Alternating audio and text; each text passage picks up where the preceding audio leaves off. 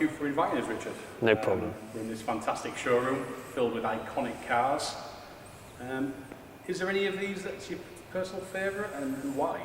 Yeah, it's a pleasure to have you, and welcome to MSport and the showroom where we have a lot of interesting cars from over the years. And it's always hard to pick a car that would be my favourite. I've had so many memories here at MSport, but I think within the showroom it has to be Seb Ogier's championship winning car. That was a really nice experience for me over those couple of years in 17 and 18 when we landed Seb unexpectedly, really, and went on to win driver's title twice and manufacturer's championship once. And it brings back memories of Rallye GB and how we had 3 cars crossing the finish line, and every car that crossed the finish line brought with it another award, either the Elvin with the event win, Seb with the championship win, and Tanak with the manufacturer's win. So that car and seeing that is really the special one for me in here.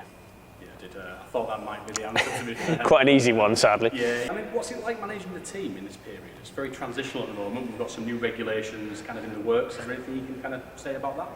Yeah, I think this year for us is a bit of a reset compared to last year. We had a fantastic year with Adrian, and he's moved on to new challenges, and we've kind of reset with a young lineup, which brings its own challenges in some ways, a lesser experience, but ultimately we've got some very good results in the bag already, in my opinion, and each driver that we have has shown glimmers of real good speed. So it's now about putting that together.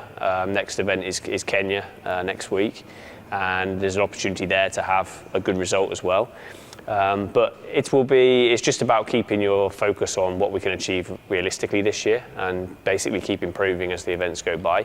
But on the side of that, there is the look to the future. 2027 is the next regulation rule set introduction, where we will reset a little bit where we are now. We want to make the cars cheaper. We want to make them more comparable to the speed of the Rally 2s or the R5 we have here, in order to hopefully bring in more manufacturers and more competition. But we're still a couple of years away, but actually that's not very long at all. So there's a lot of talks going on about that, but I think the future can be bright and very interesting, and it's good to be involved in those discussions and to see that there is things going on in the background that hopefully will lift the sport even further.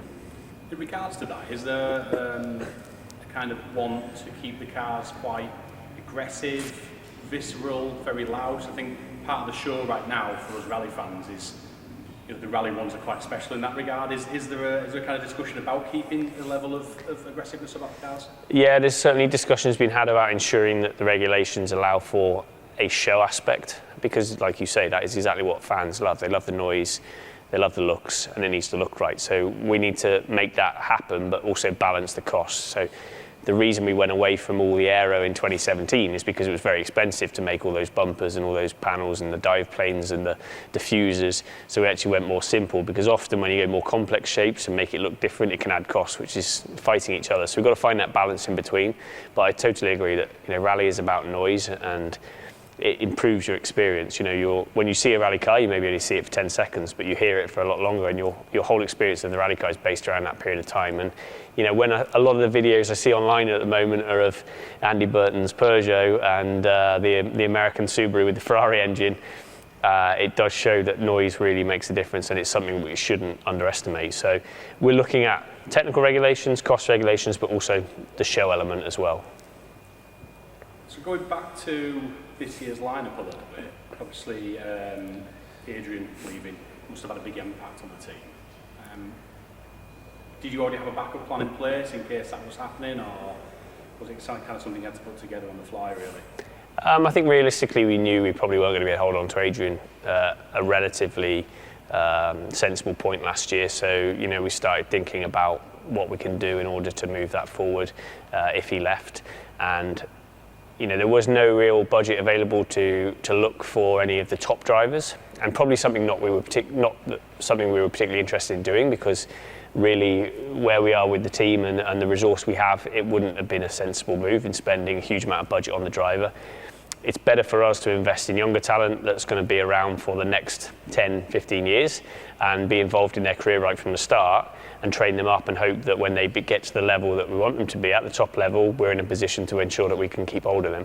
So, we always have this bit of reset every few years because, sadly the position we're in, we find that's the option that we take, but it shouldn't be seen as a negative as well, because working with the youngsters can also bring a lot of positives. Very different environment, a very less stress and pressure compared to the other two who are after the championships, and any results we get is obviously a bonus for us. So it was sad for the team. Nobody wanted to lose Adrian. He was a great ambassador and a great driver, but you never say it's the end, and potentially, there is a chance that we could hopefully get him back in the future. But if not, then we're developing some good younger talent to fill in the gap behind. Just to talk about the younger talent, actually, there's been a real promising start to the year with some quite encouraging results. Gregoire getting his first stage win was quite impressive, and I think Josh has put some good performances in. He seems to be growing and building his confidence. Is there kind of any performance targets that you've set for them, or is it just kind of you want to see that growth, that speed across the year? Yeah, we're quite conscious about not putting too much pressure on them. I think adding pressure at the start of the year can often lead to unforced errors. Greg came in with a very focused attitude in Monte Carlo, and it's conditions that he thrives very well in. We saw it in Central Europe last year, Japan. We know that the dirty, tricky conditions he can be fast, and he turned the eyes of a lot of people. I think even some of the more experienced ones. The interview with Ogier at the end when he beat him on the stage time was quite fun to watch. But Sweden was an eye-opener again, that it's not always easy on every rally. Josh, however, he's come into this with zero experience whatsoever, so zero pressure, but to deliver the results he has, we've found to be really impressive. Sweden was incredibly good. Second ever proper rally on snow. Okay, done some training, but in like Porsches and things. And the second rally being in a Rally 1, and to be on the pace of the others consistently over the course of the weekend was really exciting to see. So Kenya's another one where he has a good opportunity, but we know that there's going to be some tough times in the year. But it started really well, and his approach and the way he acts and his approach to learning things, the team, the car, everything's new to him, has been really nice to see as well. So I think it's began very well, but it always happens like that, and as the year progresses and people get more tired and the year becomes very non-stop from about Canaries onwards, then I think pressure will naturally build, because if you do well, the media also add pressure to you. So there's a lot still to go, but happy with the first two events. I want to talk about rally talent. What about yourself? You're back in a Fiesta this weekend. You had your 6th entry to the Malcolm Wilson. Do you see rallying yourself as a bit of an escape from the day job, or do you kind of load pressure on and you kind of want results?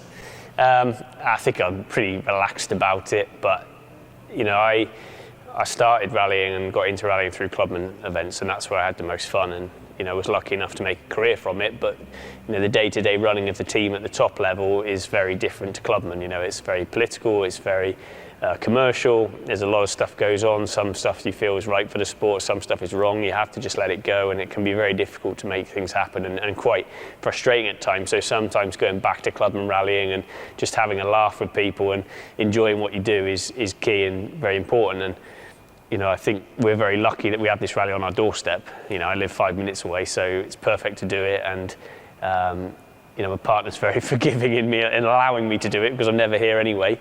But it's just all part of the fun, really. And I've got Seb, who used to be our PR media guy here, sitting in with me again.